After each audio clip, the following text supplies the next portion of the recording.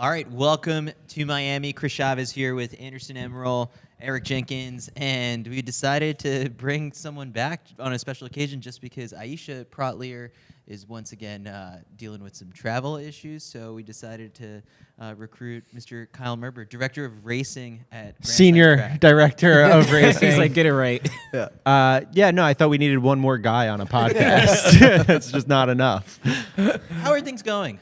Yeah, well, ever since you fired me, you see how things are going. It's fun as hell, and we got an unbelievable set of races coming up right here. So I think I'm doing a good job. I feel good about it. Looks pretty good to me. Do I miss you? As if we don't talk every day. Yeah, I miss you so much. Yeah, not really. Yeah. All right, so this will be the U.S. debut of Grand Slam Track. We are still kind of coming off of the high from Kingston, but Anderson, I'll start with you. What are you looking forward to the most this second go-around? I feel like the fields are extremely competitive. I'm personally looking forward to that women's short sprint field. That's like the key field for me, that it's stacked. You have Gabby Thomas dropping down from the long sprints where she got the 100K there. You have like Brittany Brown making her debut for Grand Slam as a racer. So that's like the one, group that I'm really have my eye on. Eric, how about you? I think I'm looking forward to seeing how, after one slam under the belt, people are going to change their tactics, how they're going to approach these first races, and see if they switch it up and try and do things a little bit differently this time around. Can you give an answer? I'm going to give a big picture answer. Okay. Coming out of Kingston, my takeaway was concept works. I think that's what we saw. The doubling makes things really interesting. So the thing I think I am most interested in or most excited for is, as fans and athletes get more comfortable with the format and understanding what's at jeopardy in each of the races. And I think that was in perfect display on the women's long sprints in Kingston, where we knew that when Gabby passed Marlady that she had won the slam. And I think if as people get more and more of an understanding and they see it more, I think more fans will see those little races within races, and so that's what I'm excited for. Well, yeah, I mean, even to kind of piggyback off of that, I think it makes for a much more intriguing second go-around because, as we can probably talk about with the men's long distance group, it's people know not to let Grant Fisher get away with what he did in Kingston. So I think across the board, everyone now kind of knows it's the 12 points on the line for the first day of racing is extremely important. And so it puts that person, the winner of that day, basically in the driver's seat for the second day. Yeah, so initially, you may remember, it was 10 points for the win. And there's a big internal discussion. I was team remain 10 points in the beginning. And, ultimately the decision was we need winning to count even more. Mm-hmm. We want winning to really matter. And so when you look at it, you can still win an entire slam without winning one of the individual races. But winning one of the individual races is a huge advantage. And so that's what we look for. You got to win. It's still about winning, but you can't win and then crash and burn. Although I did play in ChatGPT, put in our whole scoring system. I said, what's the lowest possible score that an athlete could still win in some permutation? And technically, you can still get 14 points and win. So you go first and seventh. And if everyone else falls in line in certain ways, does that factor in a tiebreaker? And then I think, you can win on a tiebreaker. So technically, you can crash and burn. You and still can. be fine. So I don't think it's going to happen. Yeah, but anyway, it's about winning. All right, so before we get into diving into the action, a reminder for people as to how they can watch all of this unfold. Friday, 5 to 8 p.m. on Peacock. Saturday, 5 to 8 p.m. This is Eastern Time. Broadcast on the CW, streaming on Peacock. Sunday, 3 p.m. to 6 p.m. Eastern Time, broadcasting on the CW, streaming on Peacock. Do you know what you're going to wear, Chris? You got the call up. Yeah, Good question, Kyle. Big call up. It's I'll be on the broadcast as the distance analyst for this one. You keep saying distance. I think you're supposed to do more than the distance. Chris does everything. Well, that's the thing. It's I can't talk about the sprint and stuff. It's out of his job description. Is your official title distance? Yeah, my official title on my contract says distance analyst. And I was told that on the graphic that we put out, it says distance analyst. By the book. So But I will be chiming in. I think like You're like, Sonia, I actually have some thoughts on this women's 400 if you don't mind. I think the fun part will be being able to piggyback off of like what Sonia says, or ask her questions too. And I think like that'll be a little bit of a different dynamic maybe that I can bring this time around. So as to my outfits, I don't know, probably less hair gel, and I think maybe a much more. I don't know. It's hard when you're sitting next to Sonia Richards-Ross. Like, she brings the heat when it comes to the outfits. So, went shopping the other day with my wife, so she was able to pick out the outfits for me. So blame her. Blame her. You look terrible. It's Carrie's fault. Yeah, Sonia's like, really? All right. Okay. Yeah. All right. So let's dive into some of these races. We're on limited time because literally this room is about to flip into the. I'm leading a technical meeting in 45 minutes. Yeah. So let's get through as much as we can. All right. So day one. And this was a good format that we did last time because we were able to get through a mix of events, and so we're able to get a variety of different perspectives. So meet opens up women's 100-meter hurdles for the short hurdles group. So let's start with the women's short hurdles group. I feel like the storyline in this one is that it's a clean slate. Women's 100 hurdlers, they never duck each other. They face each other off all the time. But any thought that we had about like who's got the fastest flat 100-meter speed kind of got negated by the wind and the fact that everyone was running into like a 3 meter per second like headwind. And so literally I think that you could see night and day races this time around. Yeah, and we're in Miramar, which is notorious for like some crazy tailwinds. Yeah. So we could literally see the exact opposites. This field will be interesting to see because we have Masai Russell coming back, we have Kira Nugent, we have essentially everyone coming back. I think Jasmine Camacho is the only one who's out. But I'm looking at Akira Nugent as maybe a slight favorite because she finished second in that 100, and on paper she has the fastest 100-meter PB. Daniel Williams isn't here, and she's really strong in the 100 hurdles where she did finish well in Kingston as well. So I think that she might be a slight edge on favorite, but then you hear like Masai Russell on the stage talking like, she's confident, she's been running races, she knows what she wants to do. Serena Samba Maella is an Olympic silver medalist, and this is going to be her first slam. So this is going to be an interesting field, but I'm looking at like Akira Nugent probably as a slight favorite, but still competitive. Kyle, bringing in Kenny Harrison, is that sort of like the intrigue on this one was, I thought, the fact that she ran that 100-meter PB last month, and it's like this is her first spring season under the Altus group and Coach Andreas Baim. Like when you were assembling these fields, it's sort of like I think Kenny's the former world record holder and is Olympic silver medalist. Like, yeah, I mean she's got all the chops to make this thing close. I think that Kenny's a perfect example of the caliber of challengers that are coming in. Right? Like it's people who are running well right now, but then also people with the American record.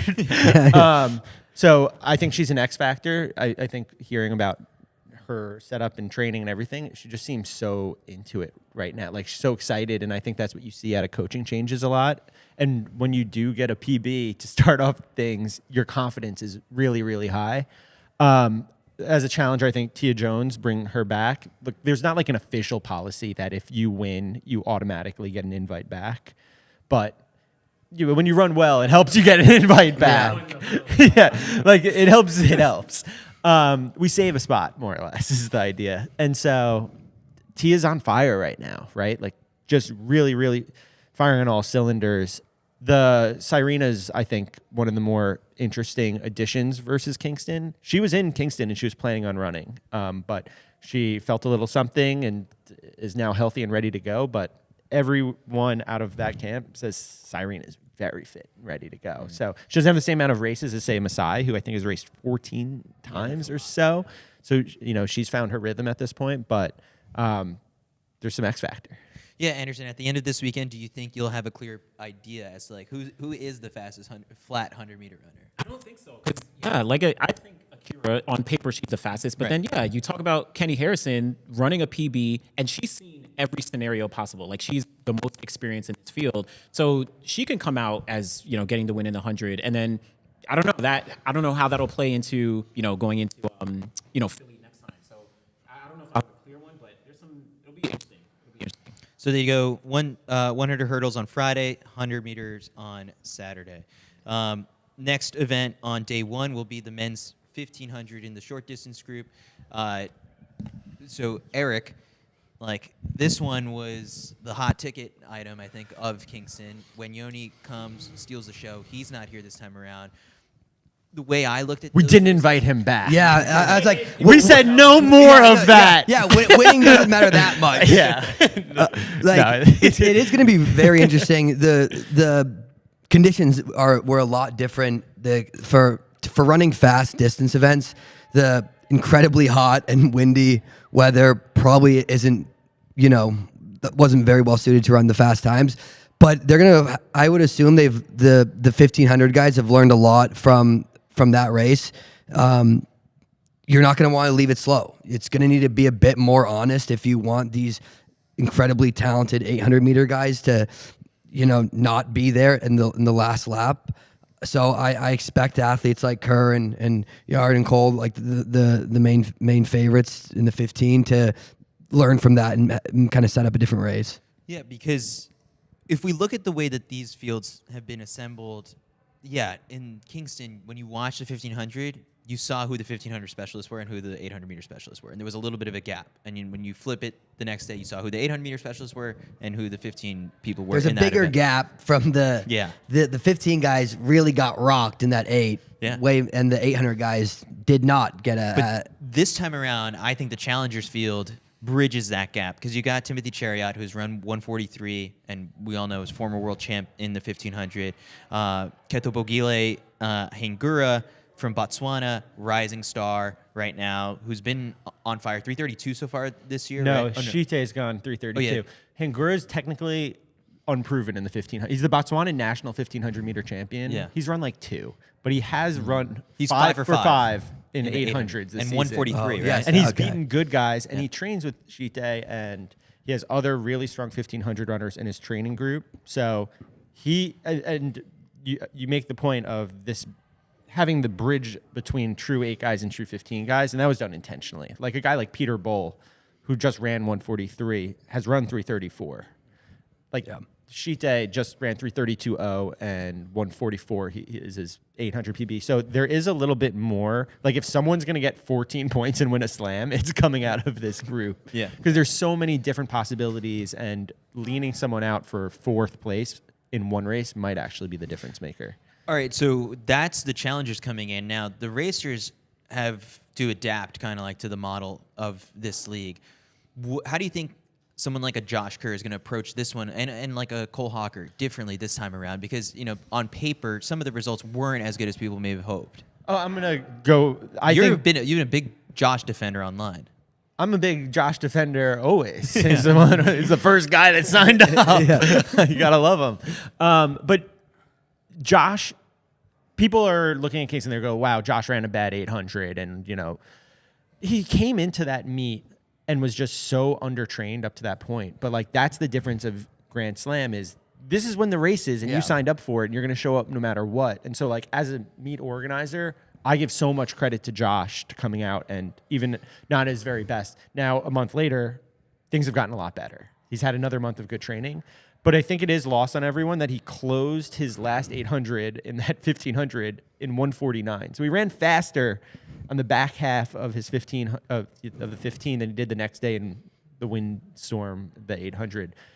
That's just a sign of having enough training under your belt, the ability to double, and you'll get that back as the season progresses. What are you hoping to see, I guess, out of the racers this time around? It's tough because they're all so talented, and it's going to be incredibly hard for one of them to just run away from the others. Honestly, you would assume that mostly if maybe an athlete like Yared would want to go from a bit farther out than, say, a guy like Cole Hawker. I think in the last race, you saw Cole hit the front from the beginning and just kind of run 60s, which he has done before, and it works out great for him. It just wasn't the case, in a month ago. You've seen Josh in the past, some of his best races come, I'm thinking about Bowerman, where he hits the front from 600 to go, no matter the pace, and just really winds it up and hammers everybody home. I think that is probably his best bet for tomorrow. And then a guy like Cole, sit.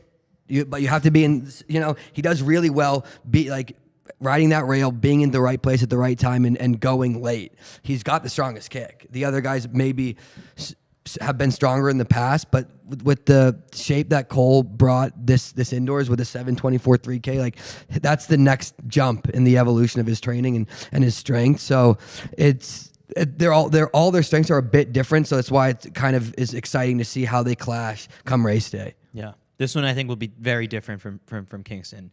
All right, moving on to the schedule. Men's 400 hurdles for the long hurdles group.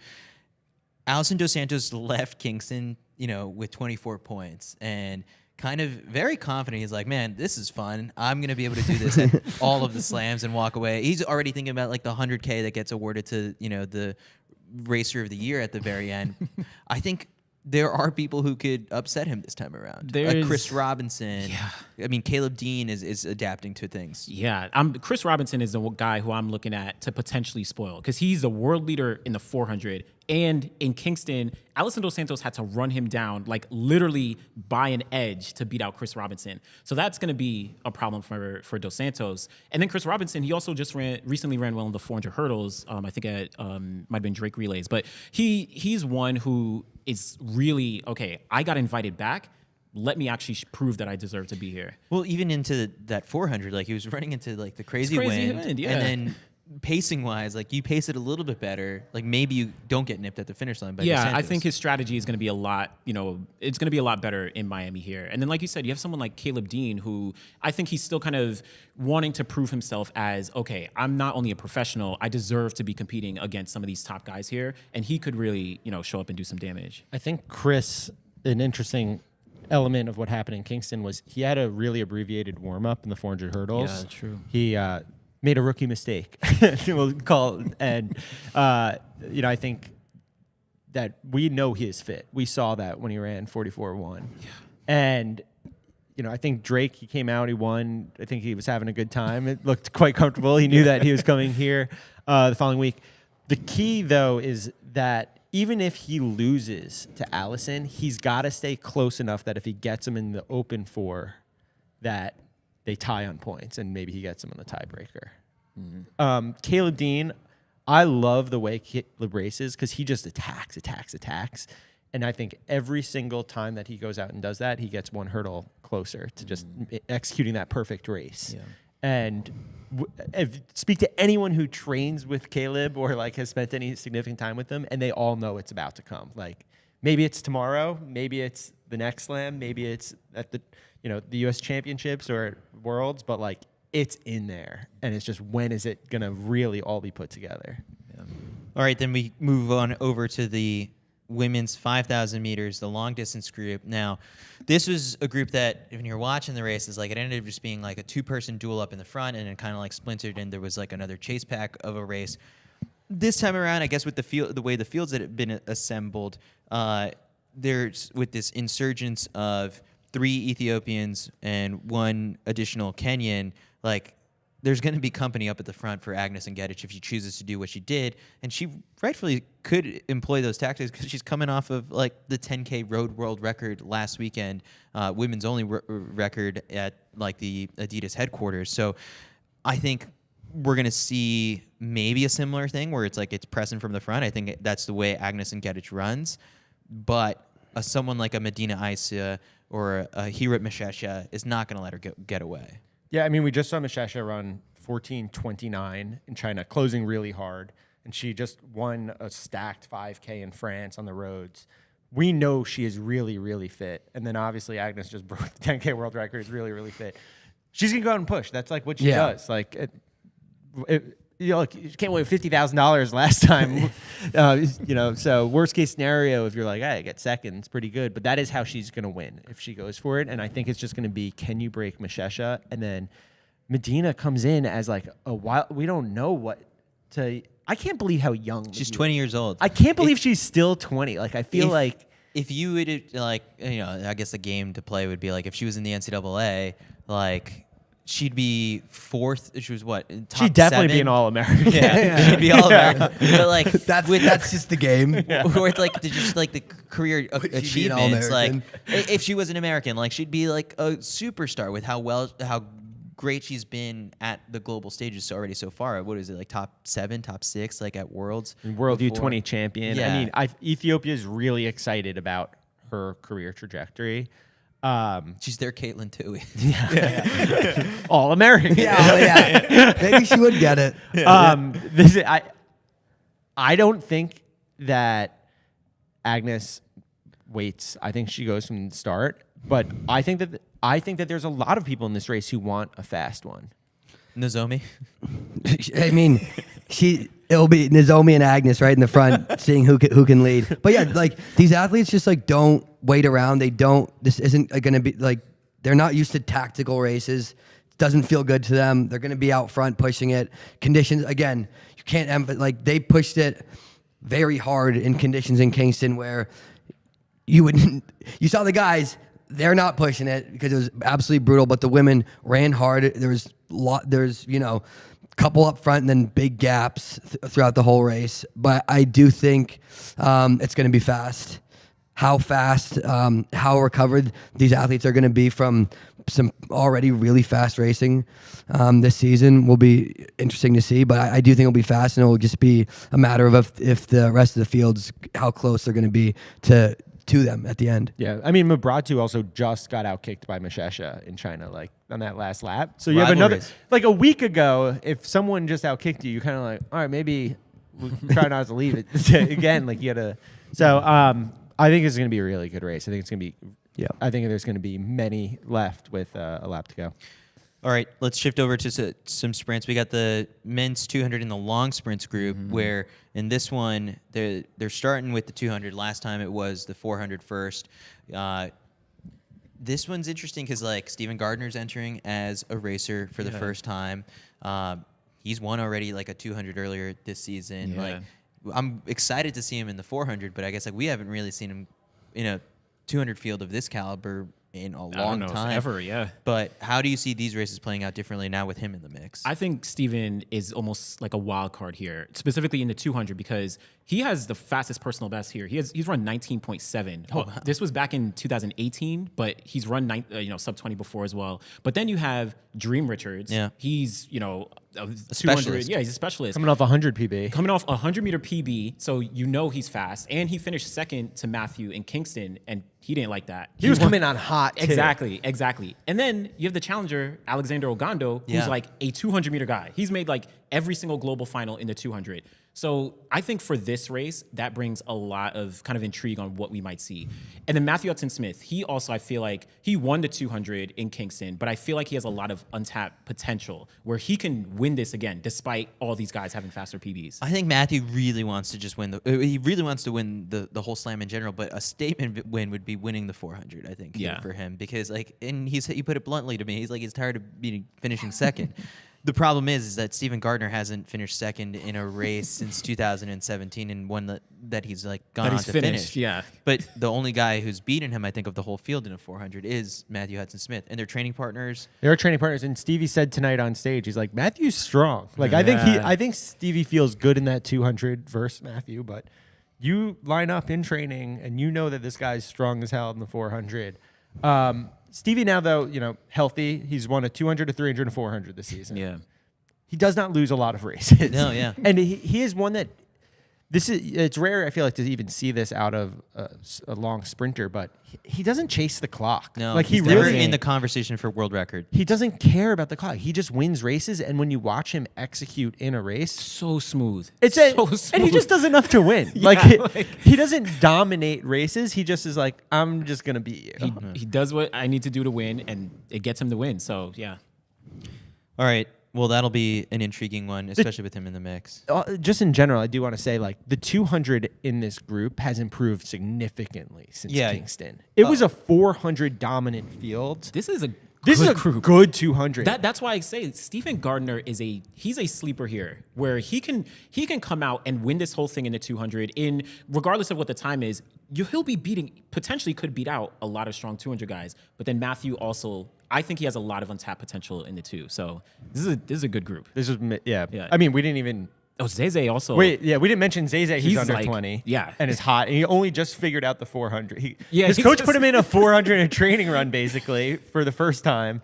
He wins. He runs 45 low. He's the guy from France. From France, yeah. He trains in El Paso, and I go, all right, well, you've broken 20, and you just won your first 400 looking amazing.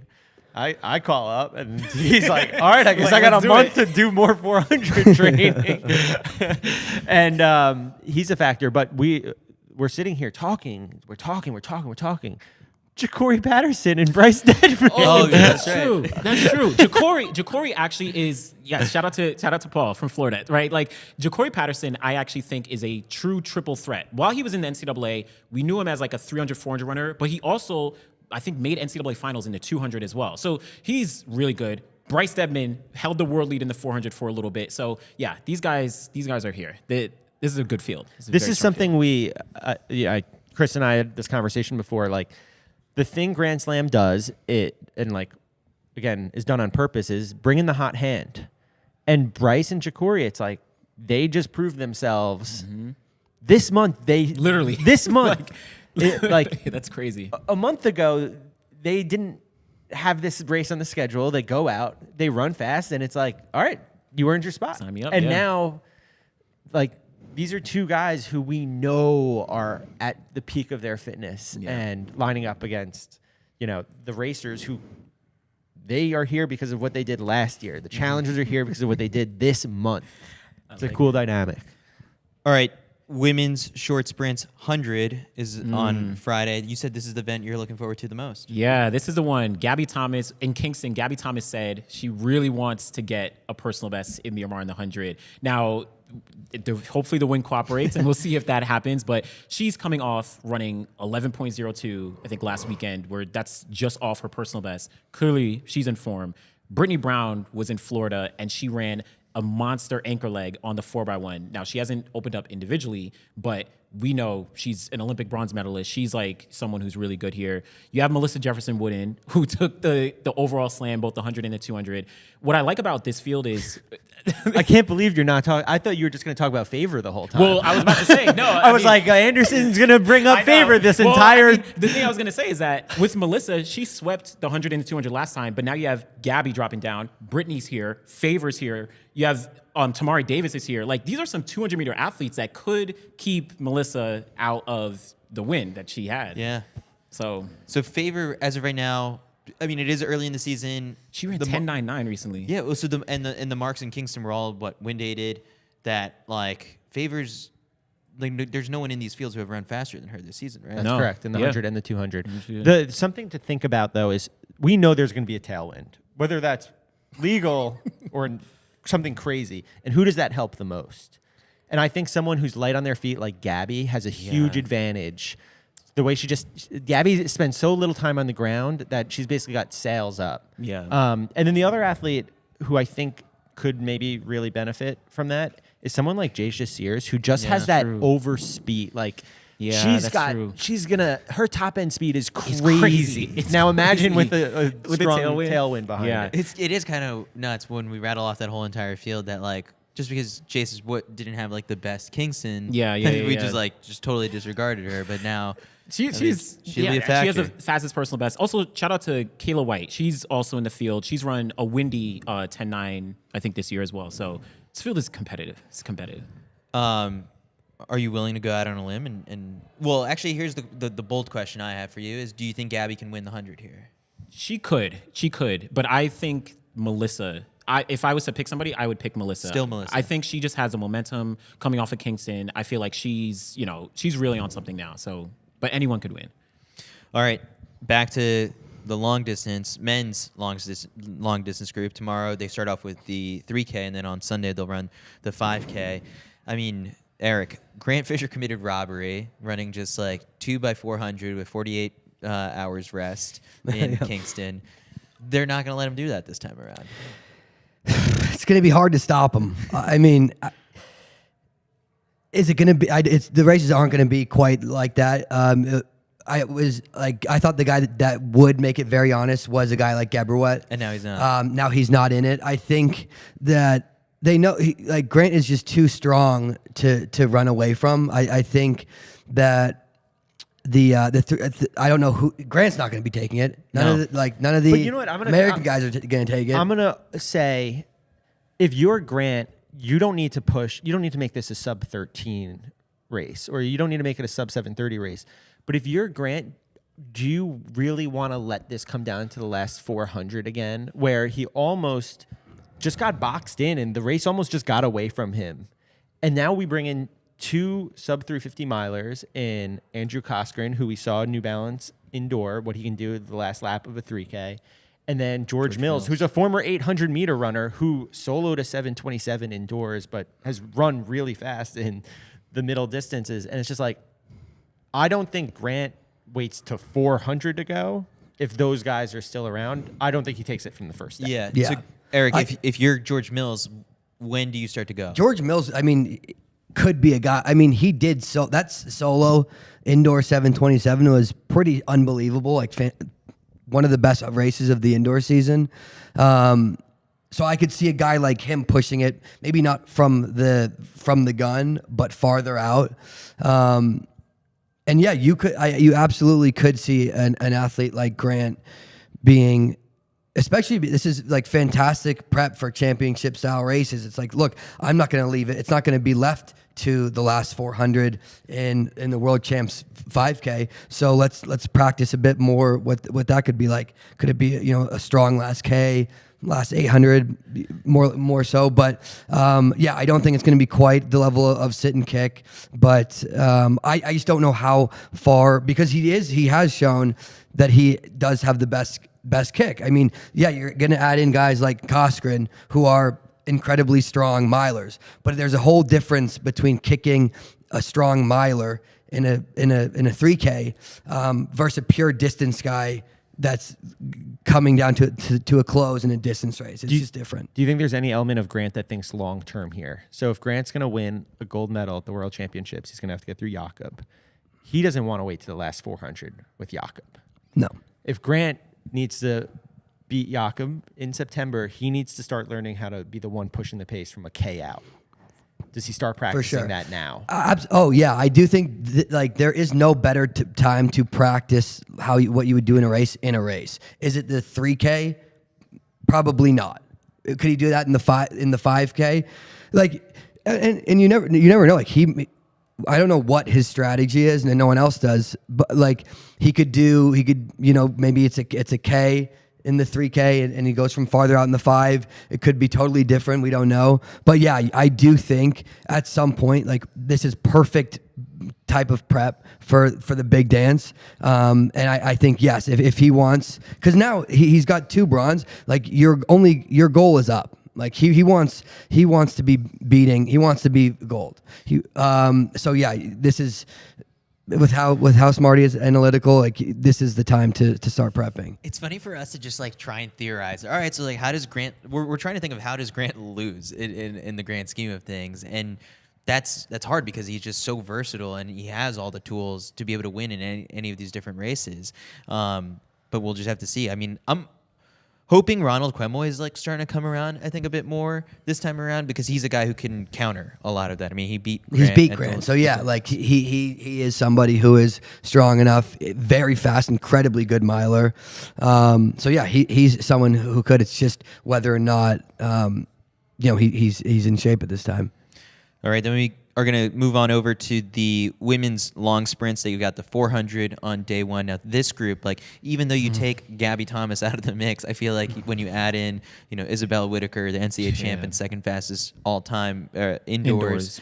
And then Amber Enning, the world indoor champion, like, it's still, I mean, there's subplots within all of this. Marlady Paulino trying to get her lick back against Salwa Nasser. And then, the pro debut of Isabella Whitaker, Amber Enning versus Alexis Holmes rematch part 2. Like, this one's got so many theatrics. Crazy, yeah. Kendall Ellis is the U.S. Olympic trials champion. And a home crowd favorite here. Favorite here, yeah. I mean, one of the things I'm looking forward to is, can Marlita Paulino turn the tides on Salwa Nasser, right? Is that something that can happen? The wind is probably going to be crazy here, and it's a 400, so we don't know how that's going to play out, but that's one thing I'm definitely looking at. And she does not like to lose. No. Like, she went undefeated all of last year, so looking to see that. And then Amber Enning and Alexis Holmes, both of them training together obviously as well, but Alexis Holmes just, I think, equaled her 200-meter personal best recently. So that proves that, okay, she's continuing on with momentum, getting better. Amber Anning, she also is like one of the most talented, athletes in the field. I think she finished, 5th place at the Olympic Games last year. So, of course, the gold medal indoors. So that's something. And on top of that, the Jamaican athletes. You have Nikisha Price, you have Stacey Ann Williams. Both of them didn't do as well in Kingston at home. But I feel like someone like Nikisha Price she develops a lot of momentum as the season goes on. So I feel like she might show out here. She might do some damage here. I'm curious to see how Nasser does in the 200 in this one. Right, like that is like going to be, because we know what she's capable of in the 400. Now it's like this 200 is the second event this time around. So like she's going to know, I guess, like what she's going to have to do. I mean, winning, if she wins the 400 on day one, like that's big, but she needs to improve that 200 to really come away as the slam champion. I want to just give a little insight into the lane assignments and the process. So for those who don't know, generally like getting lane assignments is a very political thing. There's a lot of arguing and technical meetings of people trying to which there's a technical meeting about to start soon. We don't do that. So the 4 preferred lanes are randomly assigned to the 4 racers, and then the descending order of the next preferred lanes is based off of your world ranking. So there's some interesting things here. So that's how Trevor Bassett ends up in lane 1. I think. Yeah, well, Isabella's in lane 1. But look at the caliber of the field, and out of a college system, you're just naturally going to have a little bit of a lower ranking. So interesting. Okay. It's always random. The 4 racers, it's always random. But you have Salwa on the outside and Marlady on the inside. Salwa gets out really, really hard, yeah. and I'm interested to see if Marlady matches or says, I'll get her in the second half. We should do something a little bit more interesting with like the randomness. Like have Eric pick them out of a hat. Right? Yeah. Yeah. The Yolanda Vega. Then they're mad at me. All right. Kyle told me to come here and pull ping pong balls. All right. Women's long hurdles. Is this, I believe, sounds like it'll be the last time we'll see Sydney contest the 400 hurdles at Grand Slam. Yeah. Because if she sticks to the schedule that she proposed in Kingston, she'll move to the short hurdles, the next one, and then long sprints. Mm-hmm. So, I mean, in this group, Sydney's very likely to walk away with 24 points. She was so dominant, the most dominant female athlete from the Kingston Slam. What else are you looking forward to in this one? Yeah, I mean, with Sydney, I'm looking to see how she approaches specifically the 400 hurdles. Like, is she going to press harder, or is she just going to work out some technical things? That'll be what I'm looking to see. But Shamir Little is making her first debut. So she's probably in the 400. She's probably the second strongest next to Sydney, and then also Rochelle Clayton. She's not going to be competing here, so she's also going to be one to look out for. But yeah, this will be an interesting field. And then we got Anna Hall going from 7 events to just 2 events here, but 2 events that she hasn't contested since 2023. Yeah. I will say in 2023, Anna Hall finished 3rd place, I think, at the Rome Diamond League, in the 400 hurdles. So she's able to mix it up with some of the best. Mixed it up at the Paris Diamond League, I think, where she ran her 400 PR. Yeah, and then yeah. People forget, I guess, when she won the NCAA heptathlon title, that she finished finished second in the 400 hurdles. Yeah. So she can actually mix things up in this field. I think that open 400 is really interesting here. Because, of course, you have Sydney, but we've got a lot of ladies who've run 50-point. Yeah. And you got someone like Naomi Vanderbroek, who was a 400-meter runner until last year, and then just narrowly misses making the final in the 400 hurdles her first season doing it. Crazy. Then, you've got Shamir, who we know can run an open 400. Then you also bring in someone like Sarah Carley from Australia, who is just sharp, ready to go right now. Yeah, it's coming off, season. Obviously, we know Anna can run the open 4, so... I know it's the long hurdles group, but the open 400 here has got a lot of intrigue. Does it go 400 hurdles? Is it 400 hurdles first? Hurdles it always always does. First, Yeah. That was one of our rules. Always hurdles first. Yeah. Primary event first, yeah. Yeah. All right. Then we've got men's short sprints, where Kenny walked away with the 100-200 sweep in Kingston. This time around with the 100 first. Yeah. It's up to the 100-meter specialists really to try their best to get to Kenny in that event. I think it's someone like Fred with an extra month of training. Is he able to beat Kenny in that event so that he's able to have a little bit more wiggle room? Because then in the second day you're stepping into Kenny's territory, and that makes it hard. That's the thing. It's to your point. Kenny is probably going to win the 200, and that almost eliminates 12 points. I'm so excited that we're in this room as like the athletes are about to start coming to the technical room. You're like, I hope no one's here. Right?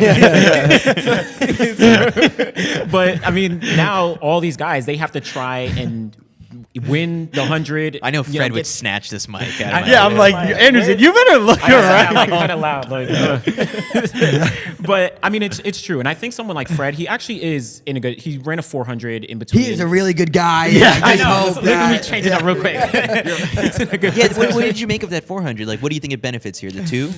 I think it benefits everything. Fred is is weird. Where sorry, I gotta be honest now. Like, we let it loose. No, it's weird. Like, he's extremely talented in the 100, extremely talented in the 4, and then he's talented in the 2. But it's just like it's a weird situation.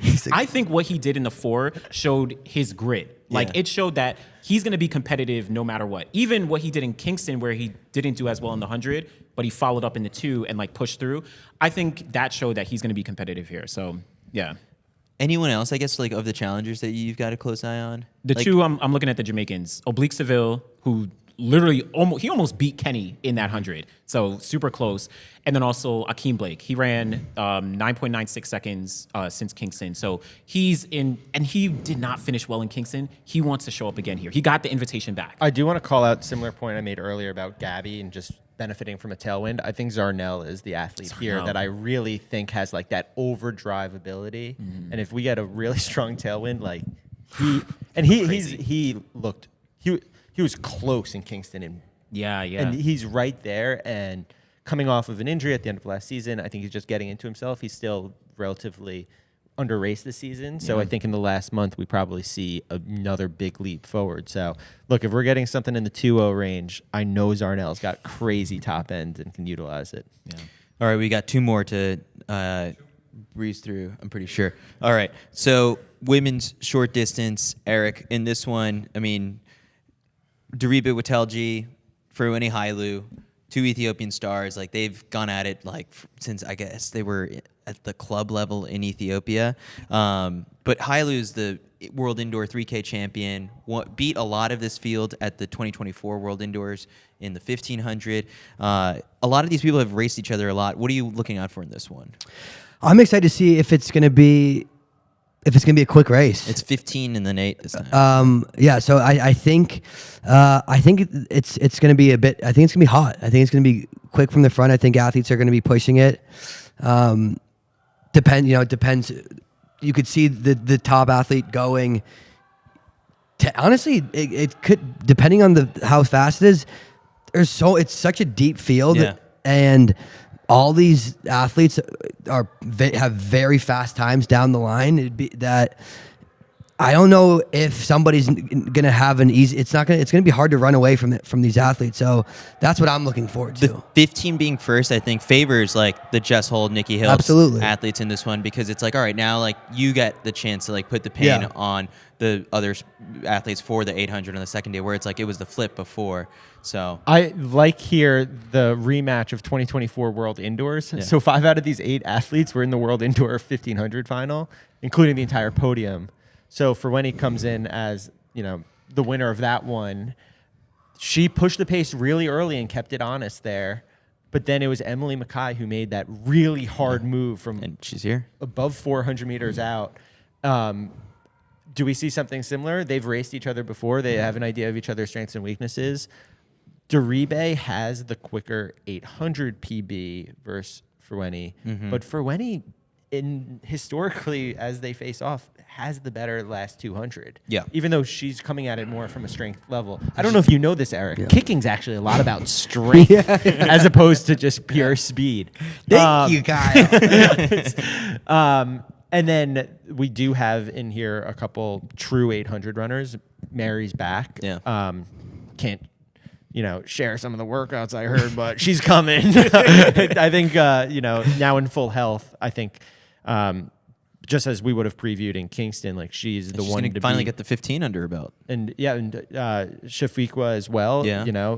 She probably wasn't happy with World Indoors, but came back outdoors and got under 2, looking strong in Florida. So Seeing how they fare in the 1500. It's just every body counts when you're getting in your secondary event. You gotta kick hard, and because fighting between 5th and 6th might be the difference. Final event. Men's short hurdles. Men's short hurdles.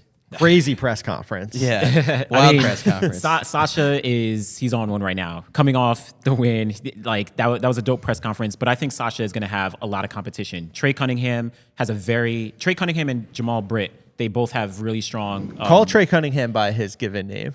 Oh wait, what was it? I forgot. I'll pull it up while you finish your thought. I was going to say both of them have really strong 100-meter personal bests. I think Jamal Britt ran 10.2 seconds this year already, so he's going to have some challenges. Dylan Beard coming back as the winner in the 110 hurdles, and then even though they're coming back from China, Daniel Roberts and Freddie Crittenden, like they don't want to be like, oh, they finished down the pack last time in Kingston. So. Yeah, when I saw Daniel Roberts at the track, I was like, hold on, were you in China last week? And he goes, yeah. And I was like, how was that travel? He goes, oh, not that bad. And I was like, so, I mean, these guys are back and they're ready. Yeah, to your point, I think Olin Bradford Cunningham III. I think Olin Bradford. Olin Bradford Cunningham III is his full name. He's like, call me Trey. Yeah, for 3. Yeah. I do. I'm excited. He beat Grant. Like, that's big.